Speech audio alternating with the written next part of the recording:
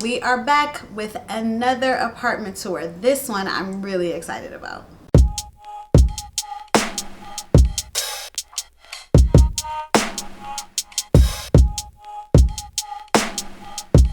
Wait, before we get into Harry's apartment, I just want to let you guys know, new product hit Sticky Icky today. It is always linked down in the description, but this is the biggest launch of new product we've had in a long time, and I'm really excited for you guys to see it. So pause the video, go to the description, check out Sticky Icky, and do a little bit of shopping, and then come back and watch Harry's video.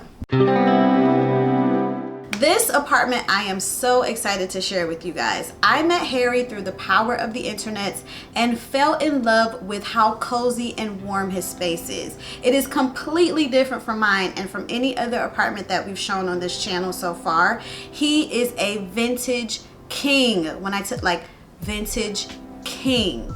He lives in my hometown of Cleveland, Ohio, and has just created a space unlike any other that I've really seen shared on the internet. He has a very traditional vintage style, and I really can't wait for you guys to get into this tour. So sit back, relax, and enjoy Harry's apartment. Hello, my name is Harry. I'm an avid lover of antiques and all things vintage and all things home. I love to cook and decorate, so thank you for having me.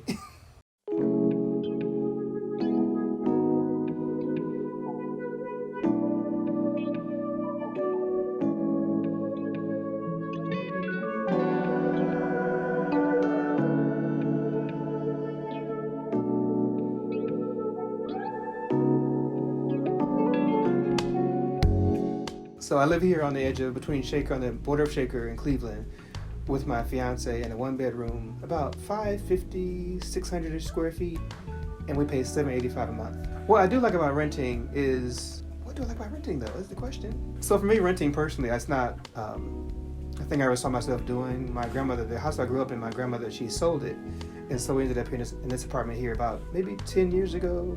We weren't planning on staying here this long, but life happened, things happened. And we ended up actually liking where we stay now. We live near transit, we live near concert venues and things like that, so museums. So it's really been convenient for us to live in an apartment here.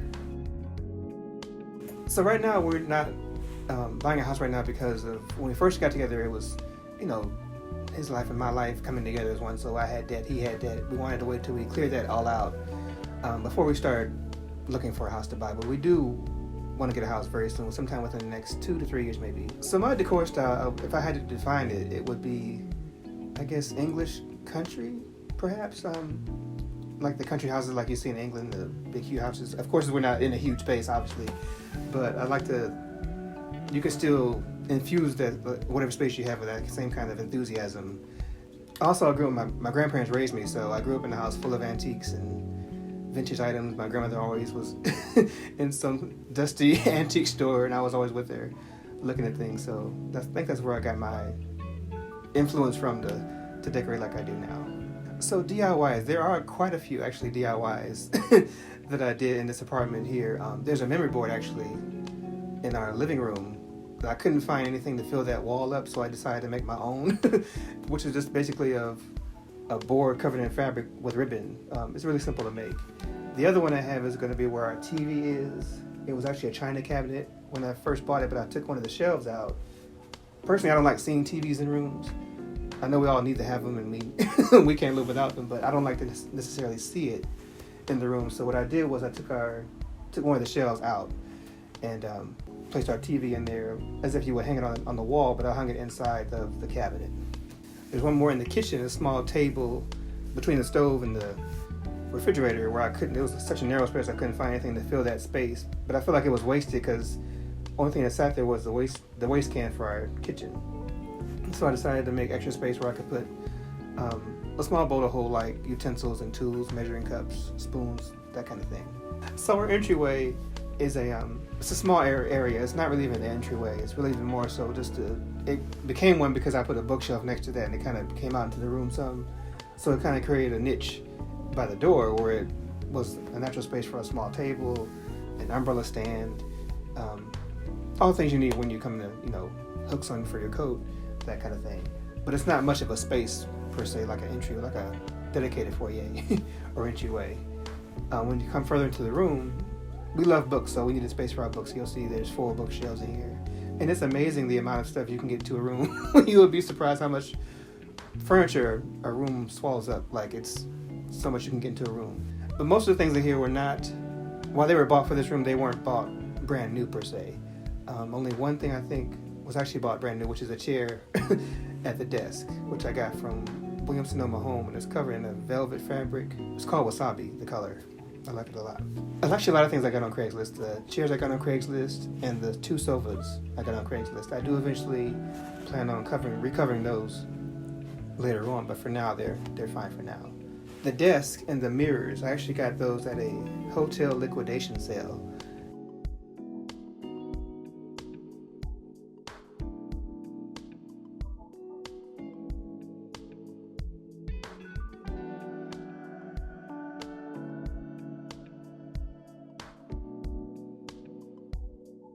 So the reason for the mirrors in this space is we have nice windows, but I feel like the mirrors are big as they are. They're like windows in themselves. They actually bounce the light around the room, which it makes the room feel much larger. And when I took the mirrors down to actually paint the room felt so closed in. It's amazing how they create so much more light in the room. The sofas were more so, because the room isn't very big. I think it's about maybe 12 by 12 and a half. So I needed something to fit within between these 2 bookshelves, and these were the perfect length and depth.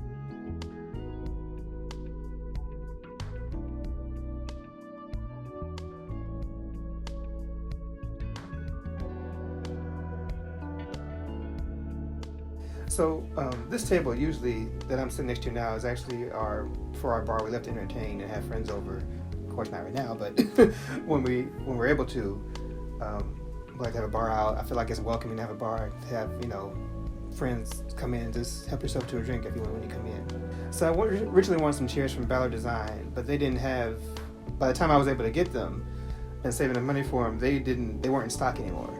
However, the fabric that I wanted was still available, so I bought the fabric instead and found other chairs to get recovered. So I bought the fabric from Ballard Design, and I found the chairs, like I said, on Craigslist, and then I just married the 2 together. I feel like that's a good way to get what you want at a budget.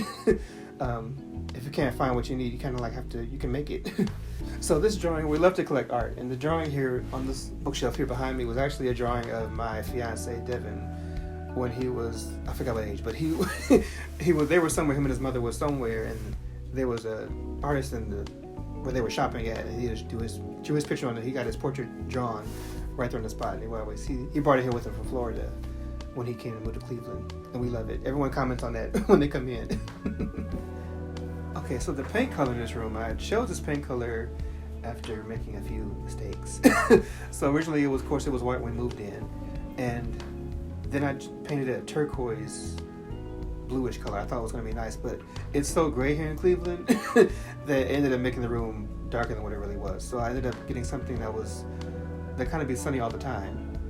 I painted my grandma's room, her living room, yellow a long time ago. I loved it. I forgot that I liked yellow so much. Hers wasn't this intense.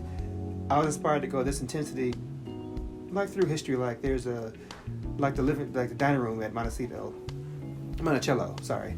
It's painted this color now, and I'm also inspired by the drawing room of Nancy Lancaster, like her butter yellow room that she painted that color. It was kind of like shocking then, but now it's kind of not that, but it's still a great room. So I was inspired by like a historical shade of like that color. The color they painted the room at Monticello was actually a color by Ralph Lauren, I believe it was at the time. He designed he created that color for that room. I think it's discontinued now. I couldn't find it anywhere, so I found a second runner-up through, I think, Sherwin-Williams. Our bedroom was painted a different color. I wanted it to be like a departure from this color in here, like a separation of space. So that room is brown. And it's mostly based off because the rug is brown, and I intended to have a brown room before I moved out of my grandma's house, the house I grew up in. And I was in the middle of making a room around that rug and never got a chance to. I said this would be an opportunity to have that room that I never had a chance to create. So our bedroom is brown. It's a nice relaxing color to wake up to. I love Harry's living room so much. It is so warm and cozy. Those Vodas on the floor, chef kiss, those are amazing. I love how layered the space is. You guys know that I am a maximalist and Harry is a man after my own heart. It's just in a completely different style. There's lots of texture, there's lots of patterns. I just love it. Those layered mirrors, also another fantastic idea for opening up that space. And as a avid book collector myself, I understand the need to store the books, but he's done it in such a way that it looks like a library. It looks so sophisticated and warm and not at all cluttery. All right, let's move on to the dining room. So our dining room, even though it's an entirely different, separate space, I still wanted to make it like it was part of the living room itself. So I painted the same exact color as the living room, just to have it to punctuate the walls and stuff, just to make it a little bit different. I actually put like a ribbon border around the ceiling and around the door frame and the baseboard, so it's outlined in red. So in the dining room, I had a design challenge with the window. It's actually off center about maybe 6 inches to the left. Even though the window's not center, you can center the rod over the window. So what looks like a window in the middle of the room is actually not centered at all. I figured I could just move the curtains over a few inches just to make it center. The china cabinet in there, because there's so much china we have, we can't really like stack it neatly. So what I did was I put fabric behind the windows to kind of hide that clutter there. We live near an antique district, and I found that at Bingham's Antiques a few years ago. The plates I already had from my previous house when I was living at home, and I love blue and white. I've always liked blue and white transferware. And I bought those. Most of those were like Spode plates, but I bought them, and they were originally like to eat off of, but we don't have that much space to store them, so I thought I would put them on the wall as decoration. So right now, as you see, the table is set for Christmas, but it's not actually always set at all, honestly. It's usually, the chairs that I have that are around it now usually are like throughout the apartment. I put 2 in the bedroom, I put 2. There's one usually by the entryway, just a place to like put your bags down, put your shoes on, that kind of thing. And when you need them, you just plump to the table. But our table is usually more like a center hall table. Usually it's piled up with books, candles, flowers, that kind of thing. It's not really used as a dining room table. Although during the pandemic, it's been used by Devin as a secondary work area as a desk, as we all working from home now.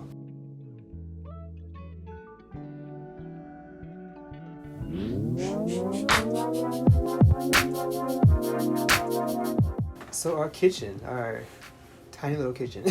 It's a galley kitchen, and it's less than maybe 7 feet long. I would say it's probably that's generous giving it. Because there's no space to store things, I have things hung up under the cabinets for the pots and pans. I have magnetic knife blocks on the wall, just to have things out. It's nice to have things out where you don't have to like constantly like, look in drawers to figure out where things are. We do use the drawers, but I mostly use them for like to store like dish towels, cleaning supplies like that, things like that, baking supplies. And I also used I stole our front coat closet because I do love to cook so much, and I needed like places for like pots and extra large pots and pans, things like that. So we downsized our coat collection and I flipped it into a place for like a pantry, pretty much. Thank God there's a window. I love the window. That's nice. It makes it feel much larger in there with the window. It's right in front of the sink, so I can like wash dishes and like watch the people walk down the street and have a good time and everything. So it's a nice kitchen. It's efficient, but I feel like living here now that you really don't need much space to actually make a meal. I think people think that they need like all this square footage of like this acres of countertops to have like to create a meal, and you really don't. You just need to be organized in the kitchen. I feel like if you're organized with your cooking plan, you can make it work. So also in the kitchen, you'll see there's a mirror there too. The mirror kind of expands the space where you don't like look into a dead kind of like wall. Then by it being next to the window, it again, like in the living room, it just bounces that light around the room, makes it feel a little bit larger. By the stove, you'll see a little container, a glass container of wooden spoons that I use for like tasting spoons. You know, when you're cooking something, you want to make sure like, is the salt right? Is this right? But you don't want to keep using the same spoon over and over again, especially now. Along the ceiling, those are like vintage metal trays that I found on Etsy actually. So as you'll see throughout the apartment, there's a lot of candles lit right now. I love votives on the floor. I think it gives like a low light to a space, especially when you're entertaining. It's like that space that they kind of makes the room sparkle a little bit. I like them on the floor. I like them when you're entertaining on the table. I like them in the bathroom, on the floor. This kind of like highlights those little different areas throughout the apartment. And it kind of actually gives people like it kind of directs people where to go also if it's dark in the room. And while we're in the bathroom, which is still a huge work in the process, I hung up 2 shower curtains. I actually hung them higher than usual. I got longer shower curtains than usual because I wanted to create the space I wanted to frame it like a window. And then where the sink is, I have flanking the mirror, the medicine cabinet there's 2 little like wall sconces and also 2 towel racks. I feel like it's nice to have 2 in case like one's wet. There's always like one that's going to be dry to make sure can you dry your hands. Harry's dining room is so cute. How smart is that trick about the curtains over the window? Like, I will have to put that in my bag and remember that. This little cozy dining room is so cute, and I love the table set up for Christmas. And his kitchen, I thought my kitchen was small, but Harry's kitchen is small. But he is someone who loves to cook, and he is making it work. Taking over that hall closet to store those extra pots and pans, genius idea. And what I didn't even know tasting spoons were a thing. Like, Harry's teaching me a lot too, but tasting spoons, that's fantastic. They're cute and functional. All right, we're moving away from the yellow paradise that is the living and dining room and that super cute vintage tray-lined kitchen and moving on to the bedroom. In our bedroom, it originally faced a different way when we first moved in. We actually had the bed at one point in front of the window where that bureau is right now. But because I bought those 2 side tables, they didn't fit on that wall anymore, so we switched the room around the way it is now. But then I had to find a headboard, and I searched high and low for a headboard that would fit in between that space, and I found on Anthropologie that my fiance actually bought for me as a gift. And when it came in, I thought it wasn't going to fit, and it fit within like a few centimeters. I thought I measured it incorrectly, but it worked, thank God. On the bed itself, I like to have a mixture of like textures. I feel like it makes a bed more inviting and welcoming to have a different textures and fabrics on the bed. So, but I like to have some continuity also. So yeah, if you see my rule of thumb for me personally, I like to have either like the duvet at the end of the bed and the Euro shams at the end, like in the same kind of fabric to like create like a border on the front and back end of the bed. The real life part of this room, even though I love the way it looks, in the corner you'll see there's this clothing stand that I've had for forever. And I've gone back and forth with different ideas how to make that space differently because of course we only have 2 small closets in it. So I took one for pots and pans. We're now down 1 closet. So Devin has the big closet and I have a smaller closet which holds like my shoes and slacks and a few coats in here and there, but for the most part this holds sweaters and shirts and a few coats on the end as you can see. But I've been trying to find something, a piece like a bureau or like a standing wardrobe to go in that corner. I have space for it, but I haven't found the right piece for it yet. All right, also in the bedroom you'll see we managed to have enough space just for like 2 little chairs. I feel like in the bedroom you also need a space for somewhere to sit besides the bed. Somewhere to put your shoes on, somewhere to set your bag down, besides the bed to sit on. So I found a small, like a crewel embroidered chair, wingback chair, that's in the corner. Then I found a combback chair around the corner on Larchmere at one of my favorite antique stores. Again, Bingham, the same place I bought the mirror from in the dining room. They actually had a full set of chairs that I really would have loved to get, but they wouldn't fit in our apartment. So I got the one special one that they had, the combback chair.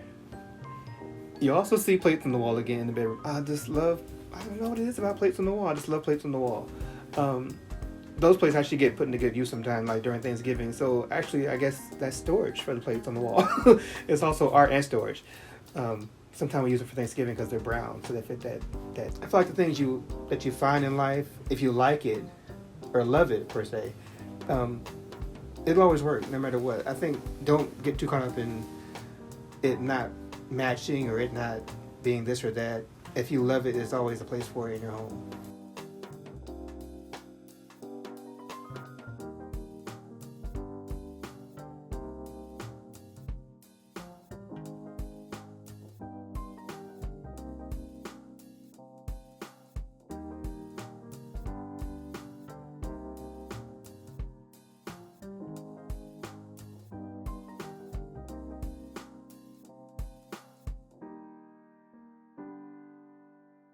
I know Harry said that he's looking for a way to cover up that clothes storage, but honestly, there's so much else in the room to see that I don't even notice it. And I love his idea of sandwiching the bed. That idea is another one that I will be stealing because I do not consider myself a bed aficionado. And I love that comeback chair. Harry, I love that comeback chair.